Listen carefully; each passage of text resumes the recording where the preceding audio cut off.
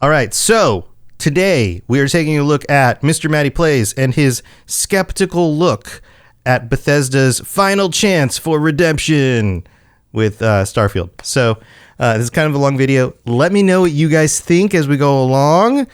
If you're watching on YouTube, comment down below. Follow for more videos like this. If you don't know who I am, I'm Tom or Robots from the Robots Radio Podcast Network, which means I do the big lore shows like Fallout Lorecast, Elder Scrolls Lorecast, and the Starfield Lorecast. So I've got some thoughts as well. So here, let's move on over to the video. Let's find out what, there's Mr. Matty. First of all, Mr. Matty, you're using a camera that's like mirrored, dude. Your words in your shirt are backwards, which is weird. Also, weird setup. Usually he's way more professional looking than this. Maybe he explains why. All right, here, let's go. Let's find out. Let's find out.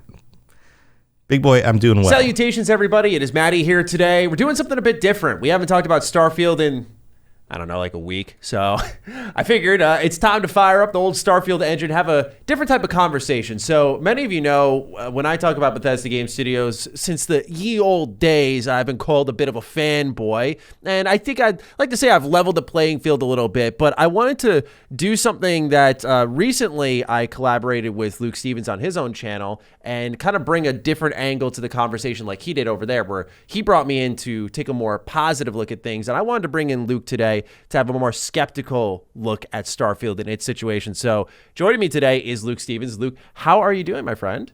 I'm doing very well. All right, so pausing real quick here. I think the camera thing is because he's like on a call and for some reason is in a different room or something. That's why. And it's flipped because it's like Zoom and he just didn't adjust it. That's it. That's why. I can forgive you, Mr. Matty. It's not a big deal. It happens. All right, but dude, check out this other dude. He's got like colors going on. He's got like, he's looking good. Looking good, Luke. Well, how are you? I'm doing great. I'm excited for this. And again, we just did this collaboration. I'll have it linked in the description down below. If you want to see the other half of our conversation, that'll be down below. But Luke, you made a video when Starfield was revealed, and I think you were very critical of it, but in a fair manner. And I wanted to invite you on to bring that perspective to light for a lot of people, because I understand the notion that when I talk about BGS, like these are some of my favorite games of all time. So I typically have a more positive slant. I try to always keep it fair, but I know I look at things a bit more glass half full because I have so much love and legacy for their games. So for those who haven't seen the videos that you've done on Starfield, I just want to let people know what your general thoughts on Starfield as a whole are. Sure. Tell us, Luke. I mean, the word I always use is I try to be... I'm going to be like, I'm in the interview too. Yeah, Luke, we need to hear what you think. Tell us. skeptical when I look at things. And all that really means, just so people know how I approach stuff, is that I don't get excited about things until I think there's reason to be excited for them. I don't get hyped for things because I got burned really bad with like Fallout 4. And yeah, everybody got burned real bad with Fallout 4. What? Fallout 4 was great. I thought he was going to say Fallout 76. Games that I was hyped for, like Cyberpunk. So to avoid that now, I withhold judgment until I think there's evidence to support a positive stance, whether like positive meaning like an assertive stance, whether it's something that's optimistic or you're just cynical. I try to withhold judgment until there's evidence. And so far with Starfield, everything I've seen looks lackluster, I would say at best, and just bad at worst.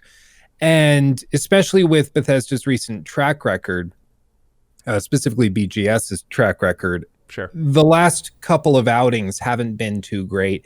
And the last one was like borderline criminal. So I just don't see much reason to be like super hyped about it. Of course. Borderline that's criminal. Totally fair. So let's use that as a jumping off point. Yeah, Spice, Fallout 4 is great. I don't know what he's talking about being burned about Fallout 4. I could get the whole like Fallout 76 not so great, Fallout or Cyberpunk not so great on launch. I totally get it. Like both of those games had legitimate gameplay issues, right? Fallout 4 for the most part was fine. And some people just didn't like it because it was like a single like voiced protagonist. It's a little bit less roleplay, a little bit more story. It's a little bit more on like the roleplay spectrum of like Mass Effect as opposed to just open world, like old style Fallout type of thing. They didn't like the chat. Yeah. I agree. So I'm already a little bit talking about skepticism in this video. I'm already a little bit skeptical about this guy's perspective. I get the whole like waiting to make a decision about something and reserve yourself. Like that's totally fine. I'm very skeptical myself about most things. But at the same time, like, I don't know. I've liked all the Bethesda games. Even 76 has been good. It's not my favorite Fallout game, but there are aspects to it that I very much like. So I don't know. Let's see what else they say. Because for me, you know, I very much approach Fallout 76 as like a heinous crime, but to me, it's become more of like a blip on the radar compared to their past work where I'm like, okay, they were really good. It's also, Fallout 76 is also not a mainline game. It's a like side project attempt at doing a multiplayer version of something. I don't consider it it didn't get as much of the main studio's attention as the other games. I don't consider it a like thing that got in the way of the other ones. You know what I'm saying? Borderline criminal. Yeah. Well, you have to say extreme things on videos like YouTube, right? In order to get people's responses. So yeah. Hey, Teacup. Welcome. A heinous crime. Yeah, let's see what else they say. They tried something new. It clearly didn't work out. They should never do it again. They're moving into Starfield, which is more along the lines of what they've done historically. It seems a bit more ambitious in my eyes, but I want to know, for you, looking at things, you said you felt burned with Fallout 4. Obviously, 76 speaks for itself. What was the first thing you saw that made you go like, okay, I'm not feeling what Bethesda's doing? Hollow, yeah, it's going to be a buggy mess, and we're going to love it. I absolutely agree. Absolutely. Skyrim 10 years later, still a buggy mess. We still love it because the good parts are so strong that we can forgive the bad parts, you know? Yeah. Here. Well, so I would say just at the outset, we've been talking about Starfield for years and years. I think it was like 10 years ago or something that they trademarked it for the first time. Yeah. It's been a long time coming. So I've always been... Yeah, but they trademark all sorts of crap all the time, even if they don't end up making it. So that doesn't really count. And like, okay, we'll keep an eye on that. You know, we'll see what they can do. And if you asked me in 2017 what I would have thought of Starfield, I think my starting point would have been much higher because the evidence of Bethesda's track record was relatively positive. Like, even though Fallout 4 wasn't for everybody, it's still a pretty good game. Though perhaps not the game some people were looking for, but still pretty good. So I would have been much more optimistic at that starting point. I would have maybe been at a 7 out of 10 instead of like 10 out of 10 hyped, but still like a 7 out of 10. But after Fallout 76 and after the showcase where they showed off, I think kind of lackluster gunplay, graphics that just don't hold up. What? So they're talking about the Starfield like gameplay trailer that came out earlier in the summer, like during like E3 time in June.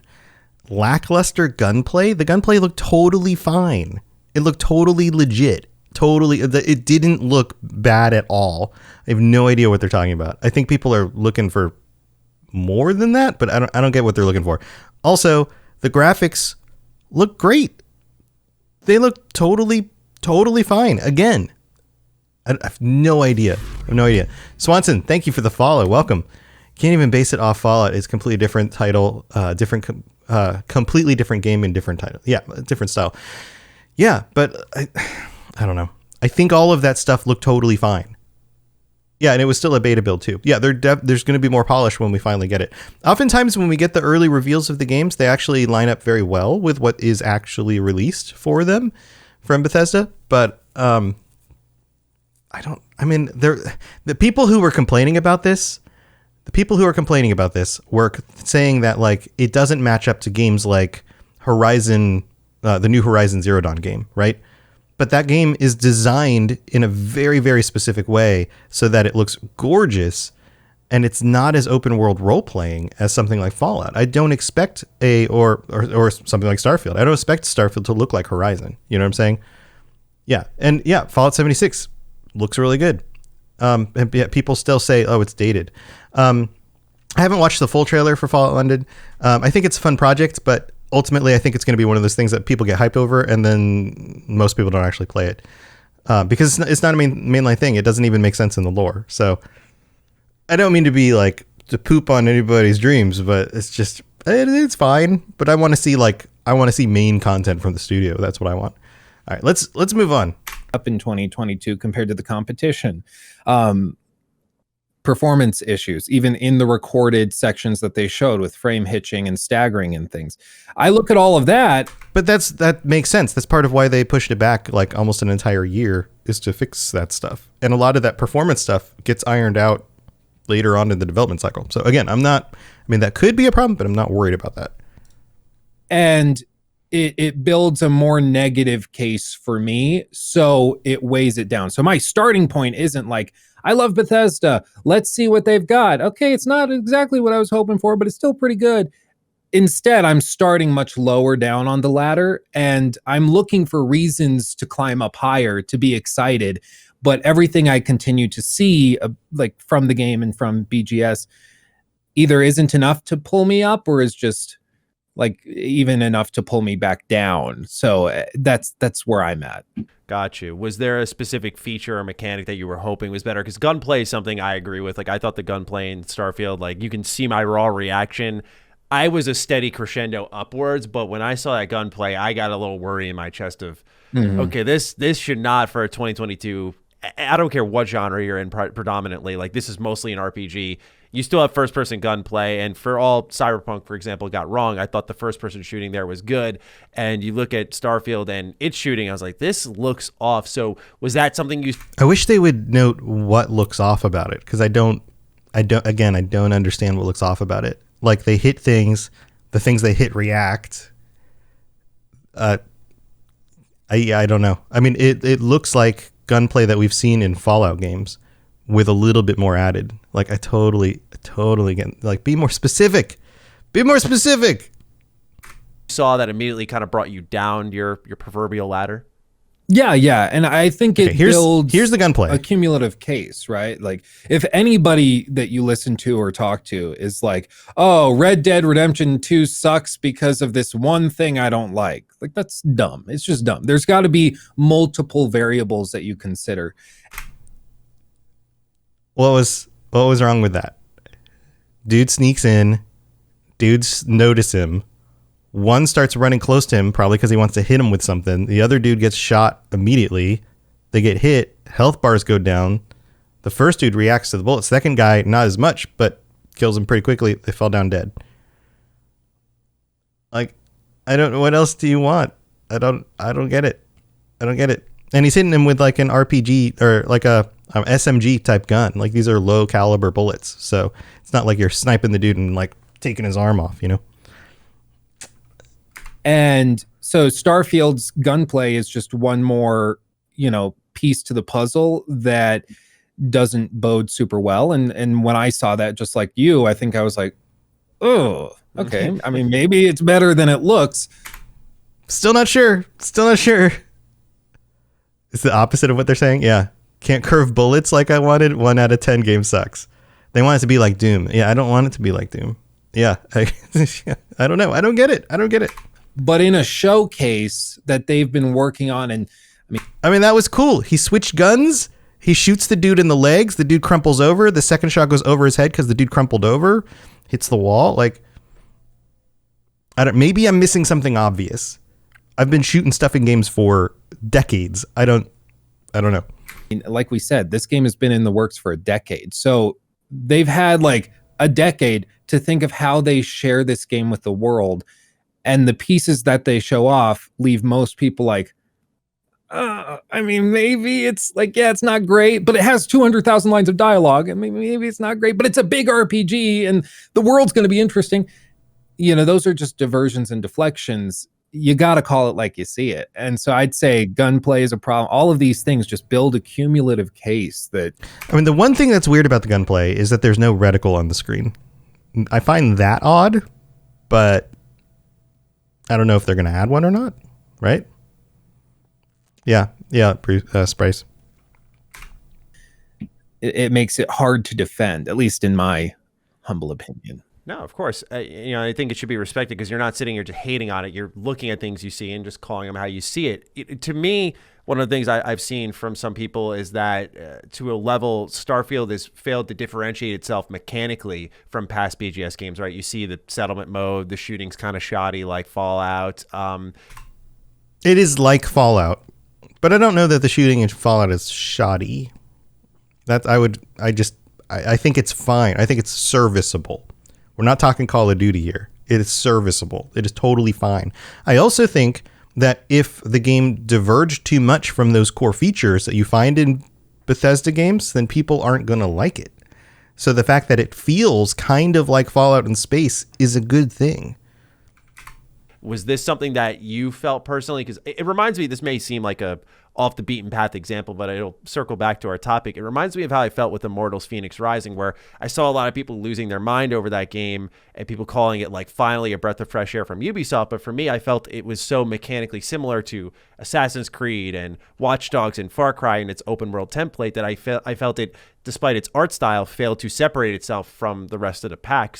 Okay, so there's a reason why Ubisoft does that, and it's because those other games sell, and they think that the community that likes those games wants those features. It's the same thing for Bethesda. If you break too far from the main shape of the way you design games, the main feature set, then you're going to lose your core audience. This is always the dilemma with game design, is how much of it do you make the same as the previous stuff, and how much of it do you make different? Because if you go too far in either direction, people start complaining. So I think a new setting with similar features, a new story that we have a certain familiarity about, like how the basic functions of the game work, is a great idea, especially when it's been this long since we've had a mainline Fallout or Elder Scrolls game. So I don't see that as a problem. I just want to know for you, if you fall into that camp a little bit as well before we progress forward, where you feel like Starfield maybe hasn't separated itself enough from the bunch, not just quality-wise like you've spoken to, but also feature-wise. From what they've shown, yeah, I agree. I don't think they've differentiated themselves. From what they've said, it sounds like there's stuff this game does that differentiates it, with 1,000 planets, with, huge, like a solar system to explore, multiple solar systems. That type of thing does separate it and differentiate it, but we haven't really seen that, which is another point where I go, okay, well, they had a big reveal keynote where they could have shown off, you know how Todd Howard likes to do these big presentations. He could have been like, let's pick a random planet out of the 1,000. And then he clicks the button and then he goes to that planet and he just shows how awesome it is. And he's like, yeah, so there's a reason I think they haven't done that. One, I don't think that stuff is fully stable yet because it's still early, because they had to push back development and release date for it. But two, you don't want to show everything on the first reveal when you've got like another year of development. So I think we're going to see more of those features as we get closer, because they wanted to, with this first one, to say like, hey, this is real. It works like the games that you've seen plus other stuff. And now they're holding off on revealing more stuff, right? That's my sense of it. Yeah, if they made it too different, they'd complain that it was not like a Bethesda game. If they go into detail too much on these other features, people would, again, make these they jump to conclusions like some people do, and they'd be like, oh, that's too different. I don't like that. Or people get in debates about like landing a ship on a planet. I want to be able to pilot the ship to land on the planet. That was never going to be a thing. I called this years ago. Like, flying into an atmosphere like No Man's Sky was not going to be something that the Bethesda engine does. And on top of it, I want to get to the good stuff. I don't want to have to mess with landing my ship on a planet. I want to land my ship on the planet so I can go talk to the people and go shoot more enemies in order to find cool gear and further the story. I don't want to negotiate it like a flight sim. That's not how these games work. That's not the focus of these role-playing games, is not to flight sim it. You didn't even do that with Mass Effect. Why would you want that? Like, I totally don't get it. But we could have gone to this planet, and then he shows that one, and it's amazing. They could have showcased that thing that separates it, but they didn't. And maybe it's a master plan to reveal it closer to launch. I was going to ask, do you think they need to show more? Like, is that what you're looking for? I think They will. show more, They will. specifically, like you said, of the things that make this game special, because it's a problem I've had with Gotham Knights, with all of these other games that people are looking forward to. There's always something that a game kind of specializes in that sets it apart. And the advertising campaigns need to focus on those differentiators. But sometimes the differentiator is the story and the setting. It's not the mechanics of the game. Like, you don't have to change the mechanics every time. Like, that's not something that has to be different. Differentiating factors instead of the generic crap that every other game does. So Gotham Knights, the combat looks really bland and kind of mediocre. This is one of those things where, like, we get so many nice things that we acclimate to them and then we complain. The combat in Gotham Knights looks freaking amazing. If you had seen a game that does that 15 years ago, you would have taken a dump in your pants. You'd have been like, what? But the fact that we've had so many cool combat games in like the Spider-Man and Bethesda and Batman types doesn't mean that Gotham Knights looks bad. It doesn't look bland and mediocre. It looks like this high level that we've achieved, and now it's harder to get much higher than that because we're already doing it at such a high level, right? Like, that's the problem. It's the development is not the problem. Our expectations are the problem. That's my take on it. The combat looks freaking awesome. The setting is what's different. The story is what's different, and that's totally fine. But what isn't bland and mediocre is the crazy rebuilding of Gotham that they did, creating a whole new 400-year timeline to explain the Court of Owls. Like, they've done some incredible work on that game, but nobody knows that because all of the advertising's been about stuff that nobody really cares that much about. But everybody does care about it until you show it to them, right? Like, you care, this guy cares about the combat. And had they not shown the combat, people would have been like, well, where's the combat, right? Like, it drives me nuts when we get a game trailer and it's like, this is the story and it's all cinematic, but we don't actually see the way the game works. Right? Like, he's saying, give us more of the story. We don't need to see what the game looks like. You need both. You need both. Oh, doesn't separate the game. And with Starfield, I feel like they showed off gunplay, which has never been the reason you play BGS games. But they show you playing the game. They show you what it actually looks like when you play the game. That's the thing that people would have like been burning down the internet about if they didn't show them. Yes, they showed off very true. They showed off some cool sequences that are supposed to highlight the graphics, but again, no, it's supposed to highlight the way the game works for 90% of the time you play the game. Like, he's like, I bet he's going to say something like, it'd be really cool if they showed us like go into a city and talking to people. They did. They showed us that, but they showed us little clips of what that looks like, because if you watch that in a montage video, if you watch that in a video that tells you like, this is what the game's going to look like, that's super boring. People want to go, well, what does it look like when I actually go to a settlement and have to take out some pirates? I want to see that. That's what they showed us. That's what you're going to spend most of your time doing, is finding a really cool location, fighting the enemies that are there, getting the loot out of that place, getting back on your ship and going somewhere else. That's 90% of the gameplay loop that you're going to do. So yeah, they should show you that. I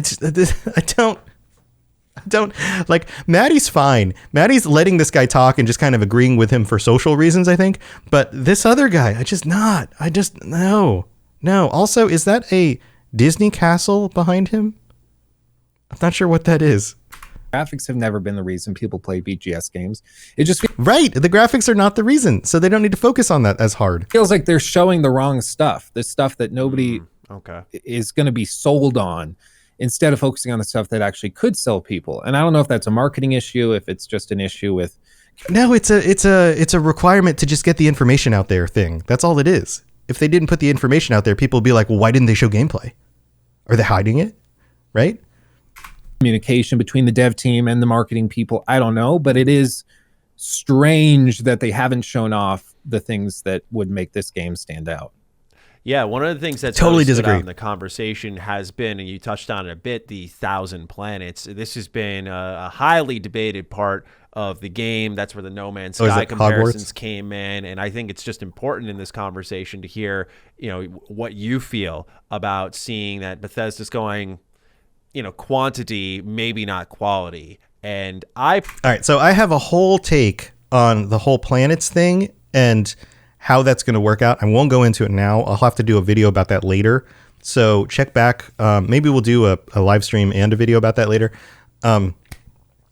So yeah, I don't think this is a quantity over quality thing.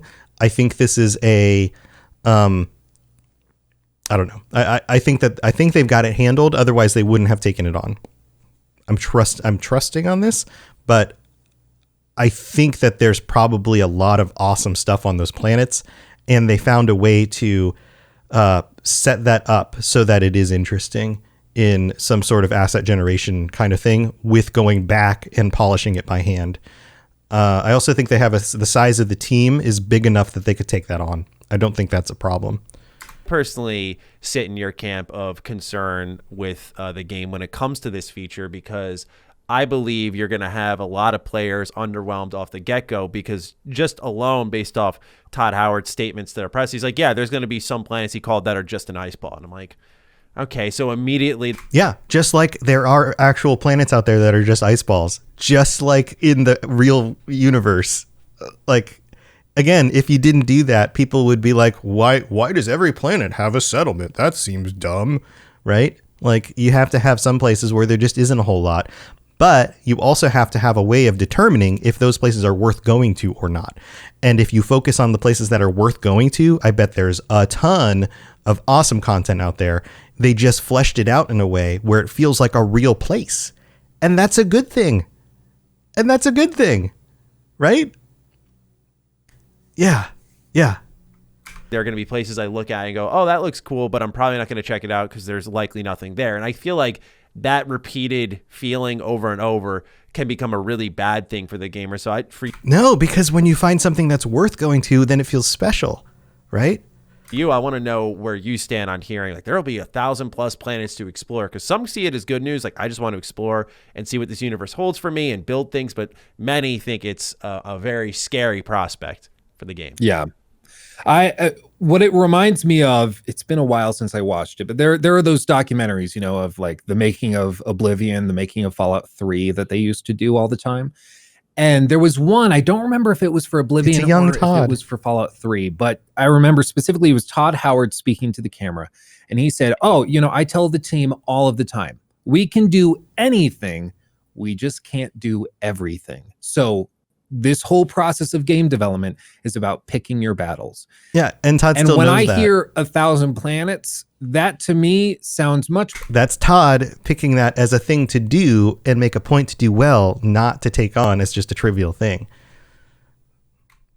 More like we're doing everything, even though we probably can't actually manage it. So knowing Todd Howard, like, he isn't a different person. He's not a different game designer than he was back 10, 15 years ago. He still lives by those rules. So there's something he's seeing where he, like, his specific approach to creating 1,000 planets is limited in scope enough where it serves the purpose, because everybody talks about 1,000 planets, but nobody talks about, like, okay, well, why would you put that into the game? Why do you need 1,000 planets? The reason you do that is to serve a very specific purpose, likely because to make it real. Like, let's be real, it sounds good in marketing, 1,000 planets, but it's also not just a marketing thing, because you can have, like you mentioned, tons of. They rarely make a decision that's just a marketing thing that has no actual value in the game. In fact, I don't know if they ever make that decision. Usually you make decisions on what's going to work well for the game based on what the gameplay needs and what the community likes. And then you use marketing to spin it in a way that makes it sound even better. It's like, hey, people like ice cream, so we're going to make ice cream. And then the marketing department says, hey, this is the, you know, super choco mocha ice cream, delicious, limited edition. Then they shine it up even more. That's the way it works. Variability in resource collection where you go to different planets. Like, I don't think Bethesda's at the point where the marketing engine is driving game design. Like, that's a very dangerous place. Some developers get there. I don't think Bethesda's there. Collect specialized resources. You could have different enemies that are specific to planets, which hard gate for end game stuff. There's all sorts of reasons you do it. And if he's doing it for those specific reasons, then cool. Our only concern is that they're just going for 1,000 planets without valid justification or without, let's say, gameplay systems that justify those planets existing, because any developer can create like 1,000 blank spheres for you to just walk around on. That's not hard.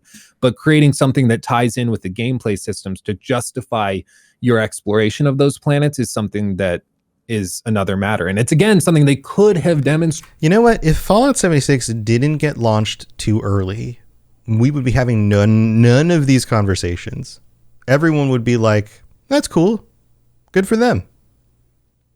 Like, they do one thing. They do one release that really doesn't work very well. And all of a sudden, everybody's skeptical. And part of the reason that they do videos like these are, like, the reason why this guy probably has a successful YouTube channel is because he's saying the things that the community that's most emotional about this want to click on. That's why this works for him. In these demonstrations that they've done of the game so far, but for whatever reason they haven't. And maybe it's because they're buggy, maybe it's because they're not working quite right yet, which is concerning in and of itself. But whatever the reason is, it seems like something that is a huge oversight when it comes to showing off this game, because it's such a huge part of it. But we haven't really seen much of anything about they're saving that. Right. One thing we did see a decent amount about that we could dive, I'd say, a little deeper into is the RPG systems. This is something that Bethesda's been widely criticized for, is as their games have progressively become bigger, not just in scope, but popularity, is they've left behind a lot of their role-playing roots. And, you know, they've never been of the hardcore ilk. Maybe you could say Morrowind was in that basket. I mean, they totally were. Like, you look at, like, early Elder Scrolls games, and those things are hardcore role-playing games. So yeah, like, they were there. They've been moving more and more and more to where the marketplace requires them to go, and that's games that are more accessible to more people. So something like Skyrim is a wonderful balance between accessibility and being able to role-play in that world, because you can do both. So there's that. But otherwise, I think starting with Oblivion and onwards, they had a more accessible approach, but still letting you kind of tailor things to your own personal playthrough, like the karma system in Fallout 3. You know, it was linear in its moral approach, but it was simplistic enough, but also deep enough where you could, you know, toy around with different builds and different playthroughs.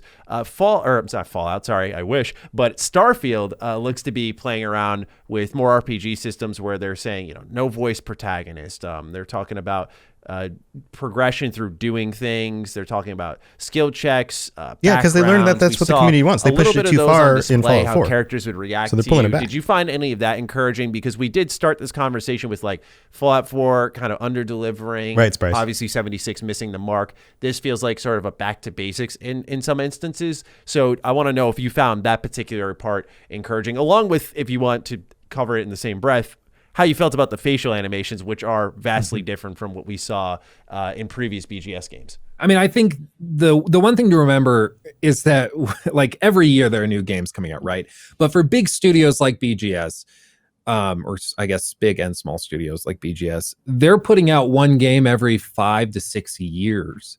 So they had Skyrim, which most people really loved the leveling system. They thought it was one of the greatest sandbox games of all time, where you can just screw around, do whatever you want. And then they experimented with Fallout 4, which didn't connect with as many people, but it was Fallout 4 has sold millions and millions of copies. More people have played Fallout 4 than have played, I believe, Skyrim. I think the numbers back that up. Skyrim keeps selling well, but Fallout 4, I believe, outsold Skyrim, at least on launch, and within like the first 3 years or something like that. So I don't think that's 100% true. Now, if I'm wrong, correct me about that. Like, post a comment or something. But they're both extremely successful. Different things, still good, but different in a lot of ways. And then Fallout 76, which, as far as I'm concerned, if I'm being completely honest, that seemed to be a cash grab that was put out, probably came down on high from like Robert Altman and the board to try and maximize revenues. So Fallout 76 was an attempt to do an ESO kind of thing for that universe, to create a game that people could play with other people in the Fallout setting, which is a good idea. It's a good idea. They just didn't, it lacked a certain amount of leadership on the project, and they pushed it out too soon. But it's a good idea. There's nothing wrong with the idea of playing Fallout with other people. They just kind of botched it. It didn't have the heart behind it that the development for these mainline games do, or that ESO eventually did also. ESO had a bad launch, but within a few years of that launch, they were able to bring it back and make it the thing that it should have been. To be as appealing as possible for a buyout. Which you were on the money. I want to shout you out for that. You were on the money with that prediction. Yeah. No, it just made sense. And so I don't put a ton of weight into Fallout 76 as far as like it being reflective of BGS's vision for what a solid BGS game is. I think it's indicative of a lack of like managerial integrity, but that's a separate matter. But he has worries because but that being of it, said, right? Skyrim had a lot of cool systems. They expanded with something else in Fallout 4. And if we just kind of ignore 76 to a certain extent, this game just represents a return to what they realized their fans enjoyed more, which was like just in their eyes 2 major releases ago, which isn't that big of a deal. Like for them, we tried with Fallout 4 doing something a little different. People didn't love it. We'll just go back to what we did with Skyrim. Cool. We'll do that. Players like that more. That's great. That's tremendous. That's listening to player feedback. It's understanding your audience and trying stuff out, seeing if it works. It doesn't. Okay, we'll go back. No voice protagonist this time. It didn't work. We thought it was cool, but it just didn't work out. That's really uplifting, and that to me, to their credit, I think is a sign that's very positive. It's indicative of them listening to feedback and trying to make changes to result in the best game possible. Yeah, which is a good sign. It's a good sign that they're doing that for Starfield. And if they're doing that for Starfield in this regard, then they're probably doing it in multiple regards, right? Based on what the feedback is. And so that's one of those things that makes me climb higher on that ladder to be more optimistic of Starfield, because it shows that they're taking an approach that's much more in line with like Skyrim than it was to Fallout 4 or Fallout 76. Todd's even said this is like Skyrim. I think that's in space. positive. And as for the facial animations and those types of things, they've definitely been doing a lot of work on the tech side to get things working in a different way, or an improved way at least. And that's good to see. But even so, I think the graphics and the animation systems that we saw are just not up to par to the competition. He earlier just said that that's not one of the main important things for a game like this. Even from 2-3 years ago. And whenever somebody throws out what is, in my opinion, just an excuse, such as, well, it's got 100,000 lines of dialogue, it's going to be huge, it's going to be a massive game. All that is a deflection. It's okay. So here's the other thing. The reason why the talking of the NPCs doesn't look as real as games from 4 or 5 years ago is because he's comparing it to games that are 100% motion captured. 100% motion captured. The idea that you're saying it has thousands and thousands of lines of dialogue isn't a deflection.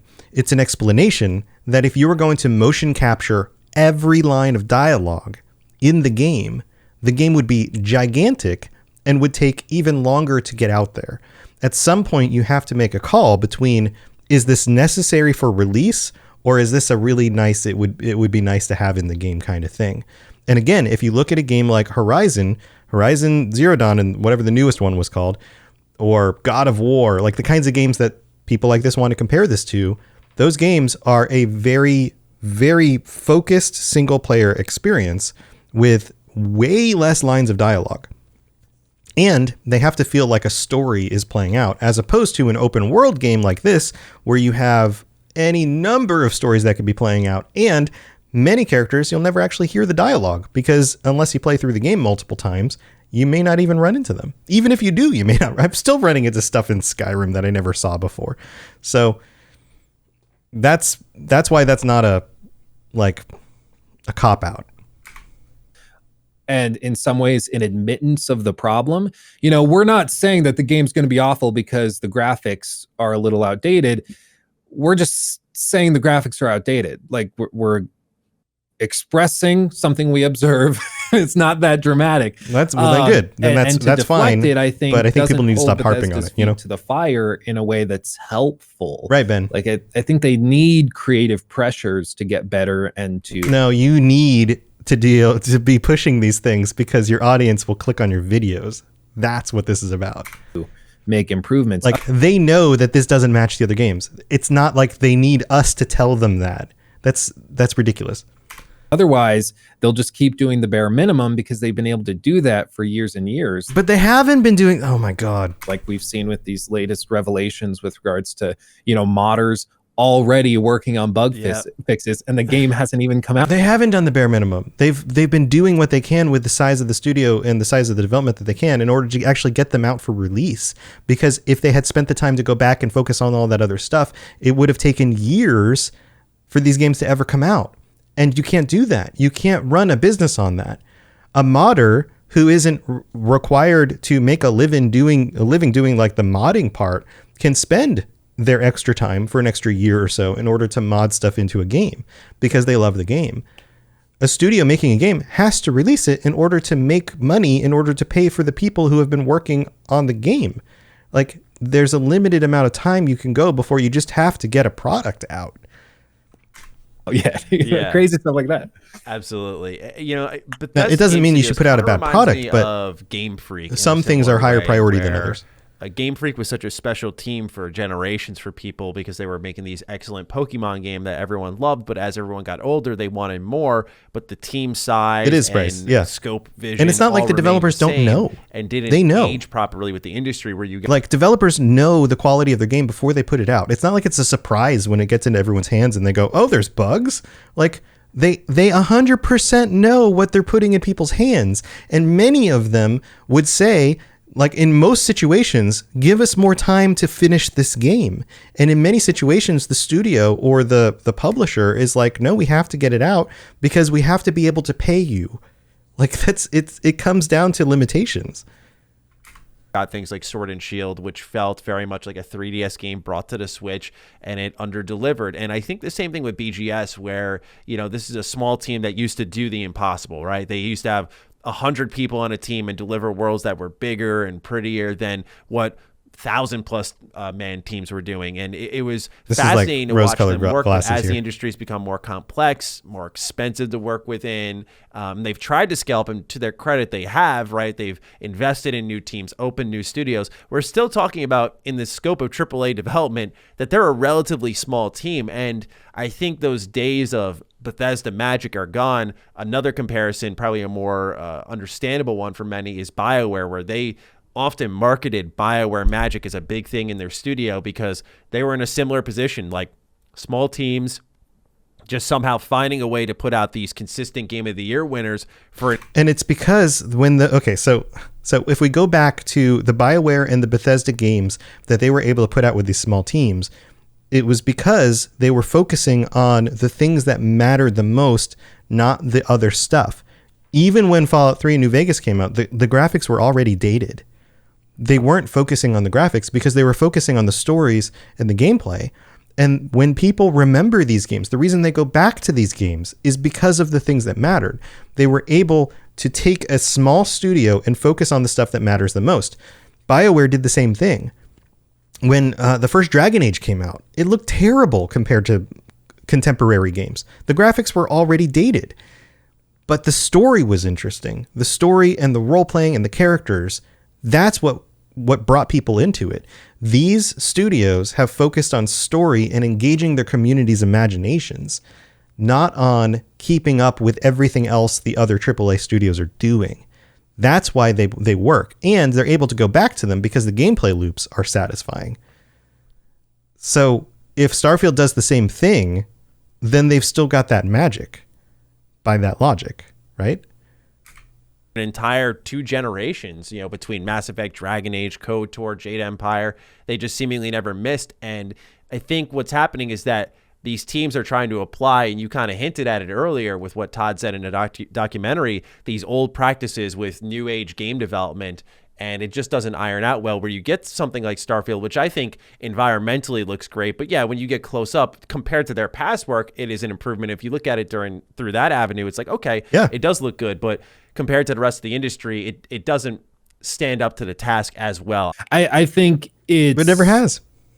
It is interesting because you go back, like I watched that Making of Obsidian documentary, and in it they take the game to E3, Making of and Oblivion? they show the audience. I think it was E3 like 2006 or 7. It was sometime in like the mid 2000s that they showed it off at first, and the audiences at E3 are like, man, Obsidian, or not Obsidian, Oblivion. Sorry, Oblivion.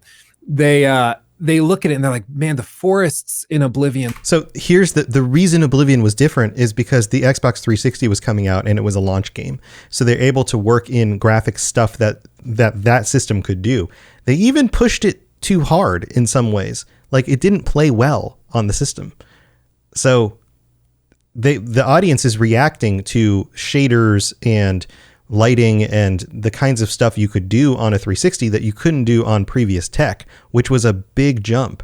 The jump from the Xbox, the original Xbox, the PS2 to Xbox 360, PS3 tech was huge in the stuff that you could do in games. That's what they're reacting to. But when you compare Oblivion to the other games that came out on the Xbox 360, even within that next year, it doesn't look good in comparison. Look amazing, and this is the best looking forest and game of the show. It's graphically amazing, and it does look very good, especially for a game that came out around then. But the idea that a BGS game would come out and be like the graphic showcase of all of E3, that is like unfathomable now. It's because nobody knew who they were yet. And they're not releasing games on the front of a new console release. And look at the distance in graphics between like a PS4 and a PS5. It's not as big of a jump. It just really isn't. I mean, you see what some other studios like Rockstar are able to do, or what Naughty Dog's able to pull off. Sony Santa Monica, they're able to do amazing things graphically, and BGS just can't quite keep up. And I think in large part it's because the tool set that they're using is in some ways a relic of the past, and it's not easy to have an engine that you develop in-house that keeps up with what some of the big guys are doing. Let's be real. I mean, even CD Projekt Red walked away from their Red engine that they used to create The Witcher 3 and Cyberpunk. That's a huge deal, but it just goes to show you they looked at it and they're like, you know what? It just doesn't make sense to have a team of hundreds of programmers working on the engine when we could just let another company like Epic, develop Unreal Engine, and we'll just use that. And one of the reasons why I think it's good that they're sticking with developing their own engine is because even though the Unreal Engine is amazing, there's a certain feeling that so many games on that engine tend to have in the way that they function, because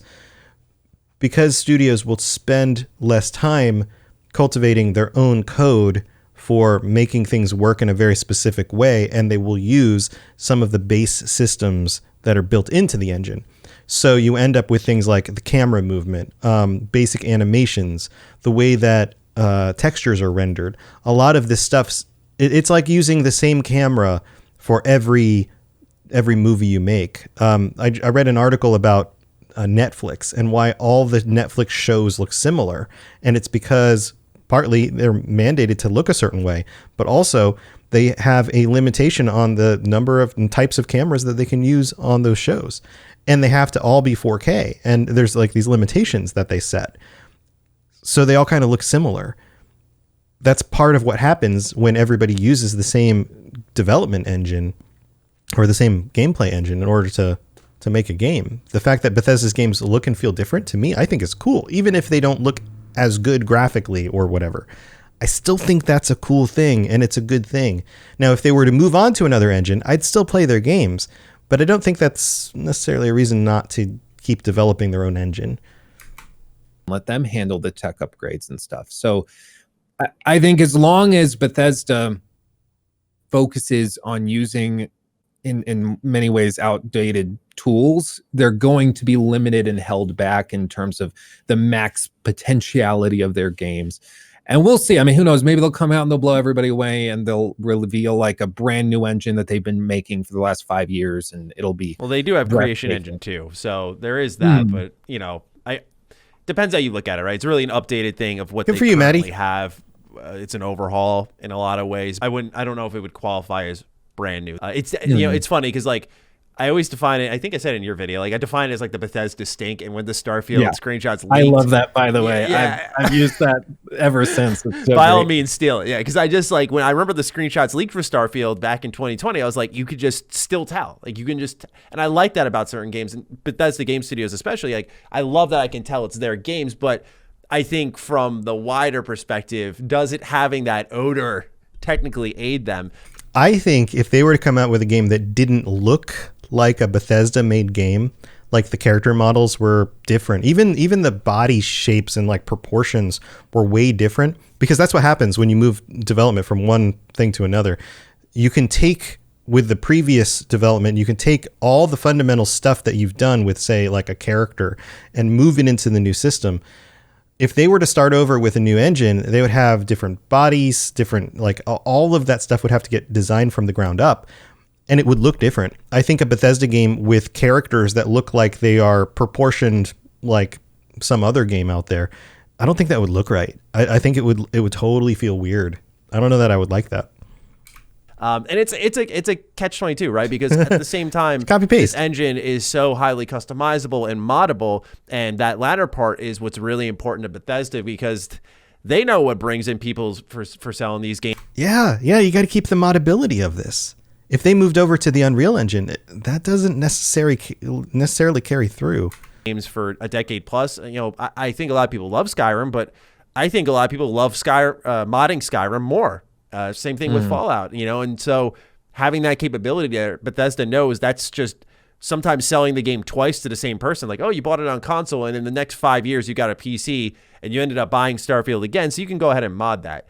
Maybe it'll be a different story now with Game Pass being a factor and them kind of unlocking the doors to modding, but that's the issue with the engine discussion for Bethesda, I feel, is, you have a situation where it's like they are using something that feels like it's a bit behind on the industry, but then you look at their modding capabilities and they're like number one. And it's almost their Achilles heel, because people always say, I mean, we just talked about the community patch being developed by people ahead of the game's launch. They're already looking at it going like, okay, this is probably going to be buggy. And that's a little bit humiliating for Bethesda. So it sort of leads to distrust within their community. So it's a very fascinating conversation to have on the tech side with them, because it's really hard to satisfy everyone for sure. Yeah, and at the end of the day, I think this is why taking a skeptical approach and holding studios' feet to the fire, regardless of whether it's BGS or CD Projekt Red or whoever, it's because there's a sort of natural selection that goes on at these studios based on selection pressures, not to just like completely go into the realm of like biological evolution, but the same process that works in nature to force selective pressures to cause certain traits to evolve is the same thing that goes on at studios. Like if they aren't receiving pressure to massively improve graphics or to change how they made this gameplay system or to do this or to do that, they're just not going to, because there's only so many hours in the day. There's only so much money. Okay, so I've got a few thoughts on that, but I don't know if I want to go into this too much. Yes, selective pressure helps. Positive selective pressure helps more than negative selective pressure. Moving towards the things that actually move the needle and sell more is going to make more of a difference than avoiding the things that people complained about, even though they still bought the product. Money to go around in the budget. They're going to focus on what the fans really want to see and what is going to improve sales and revenue, blah, blah, blah. Get it all out. And so long as the community... just because there's a small group of... So the internet is full of small groups that are very loud. The people who make these games understand that... Hey, Matt, welcome. The people who make these games understand that a small vocal minority is often it's often better to ignore them than to feed them, because they don't speak for the majority. The majority are the ones who are keeping their bottom line going. This happens with MMOs all the time.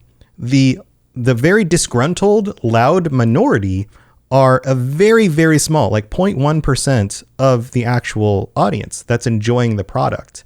And if they were to kowtow for what that group wants, then in a lot of ways, they're going to be working against what 99.9% of their community actually wants. And it's nice when a studio can give everybody everything and make it work for everybody, but sometimes they can't. And in a situation where you can't, you have to evolutionarily side with the 99% and not with the 1%, or the 99.9% and not with the 0.1%, because those are the people who are the mega fans, and those are the people who aren't even just the mega fans. Those are the people who are just the regular people who like the game and are going to buy it because of the things that actually move the needle, not because of the stuff that people complain about on YouTube, right? Studios and developers are smart enough to know that when there's a trend of complaint on the internet, that doesn't mean that that's what the majority of people want, right? Creeper, what's up? What's up? Yeah, we're talking Starfield. Yep. BGS followers tolerates buggy releases, makes it very clear that they will not just tolerate, but that they will take steps to actually help Bethesda, like patch the game on launch day. Like Bethesda's managers are just going to look at it and be like, okay, well, I mean, they're going to help us with it and they're going to patch it. So like, even if the PC port is a little rough, it'll be okay, because BGS fans have a very high tolerance for bugs. And so they don't need to fix it. You know, they're good. They're good. Just like, you know, if you've got a Jeep and it's really bumpy on the road because this model has like the shocks are just shot and are terrible. If Jeep drivers happen to like bumpy rides, then they're like, oh, well, we won't fix it because the audience and the customers don't care, so we just won't fix it. It's the same thing that goes on here. So it worries me. Yeah, but like, with the it's majority, funny, but it worries me when I see that the audience and the customers are already sort of excusing Bethesda's lack of polish and refinement, because in the some audience ways isn't they're used to excusing and it. also The audience is because, just being reasonable like with you what said, to expect. the modding community is huge with these games. It's something they like. It's almost like an added like I don't want the game to come out in a state where I have to mod it in order to play it. That is ridiculous. Nobody wants that. I do like the fact that modders can come in and add extra stuff, make it more playable. I totally like that fact. I don't think that the people behind this game are going, or they didn't not push it back a year so that modders could make it playable when it comes out. All the news about like people are preparing mods early in order to fix all the stuff. They know there's going to be stuff to fix. There's always stuff to fix, but the stuff to fix doesn't keep you from enjoying the game. It's not crashing your game to desktop every 2 minutes. And the reason why people think that is because the older games don't work well on newer systems. Trying to run New Vegas today, because it hasn't been updated with legitimate patches in years, is very difficult on a modern system. It crashes all the time. It didn't do that years ago. I mean, it did it on release. They made the mistake of pushing that out too early as well, because it was designed by an external studio. So there's a lot to unpack here. There's a lot. Bonus to buying the game is that they get to tinker with it and have fun with it. But I think for the broader customer base, right, they would have released it don't already mod the crap out of these games, at least for the first playthrough or two.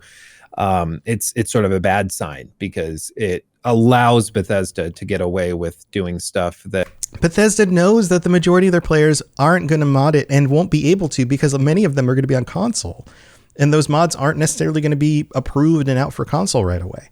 So that would be a terrible decision. That's a terrible business decision. They're not going to do that. Any other studio doing would get them raked across the coals for. Absolutely. And that's totally fair. There is definitely a different treatment of Bethesda game studios compared to the rest of the industry. And it'll be interesting as we, really approach the launch of this game, how the conversation develops, because I remember when it was first revealed last year, it was, relatively middle of the road. Like, that was it. Then this year, it seems like, granted, I'm in the tighter BGS Xbox circle, so I see a lot more positivity. So that's why I wanted to bring you on to get that more skeptical, that more critical point of view there from someone who's not more really unreasonable, deeply entrenched in that community. Bring your thoughts, kind of freshen things up a little bit. But I think he's got good concerns, but many of them are unreasonable concerns and aren't going to keep the game from being good or successful. So I think it's, I think at some point it's just silly. It's like, well, why did you sweat it? Why were you this skeptical when it doesn't mean that the game's not going to be good, As we approach that launch, Bethesda has to market things completely differently. We talked about that. We have to see those deeper looks at, I think, the leveling system, the exploration, the gunplay, all that scales with the game, what makes it unique, the dialogue, the skill checks, all that stuff. We have to see how all of that goes. And they have, I'd imagine, another, 8 months to get all that done if they're going to release at the latest point possible. So, it's going to be a really interesting road to them to release, and it's going to be very different. Normally, we're used to Bethesda Game Studios announce, see you in 5 months. That's when the game's out. That's been the last 2 major releases from them. Now they're playing by actually the old Ubisoft rulebook. Like, they announced it way in advance back in, 2018. Then they show it off in 2020. They put a date on it. They delay it a major amount, show off gameplay. A really kind of crazy bumpy road for it. Again, though, yeah, he's acting like he thinks he knows how games work. Most people, or game development works, if they were any other company, would be like, I think know he's about like that. That's a really he has enough information to get things ride, close, but also Game wrong. Studios. There is a little bit of, that's my take on it. I'd say favoritism, believe it or not, to them in the industry a little. All right, I think they're just going to kind of go on here at the end a little bit extra. I don't think that anything else we haven't heard already is going to be said. But let me know what you guys think about this, because I'm also in Matty's shoes. I'm clearly a fanboy of Bethesda games, but I think that the kinds of people who take the other guy's perspective, and forgive me, Luke's perspective, Luke Stevens, his perspective on this are missing the points. They're missing the important points for what is going to make this game successful. They're worried about the little details that are minor issues that aren't going to get in the way of the bigger things. So, I think that's a vocal minority of people. I mean, it's always good to their credit, to his credit. It's always good to be skeptical about something before you see it. Absolutely. That doesn't mean that you don't have to keep yourself from being excited about it, because be excited. That's fine. Be excited, but be skeptical. Be ready to be happy. Be ready to be disappointed. Either way. And if you are disappointed, move on to the next thing. There's going to be other games out there to play. There's no reason that you need to just stick with this and put all your hopes and dreams in this one game. It's a video game. It's a video game. I hope this is great. If this game is amazing, I will love it. I will have so much more to talk about. I'll have much more time to spend playing a game. I'm going to stream the crap out of this game. Absolutely. If it doesn't work out, yeah, I'll be bummed. But I'm going to survive. I'll go do other stuff, right? I've got other things to do. So I think that's the middle road that he thinks he's on. So that's where I'm at.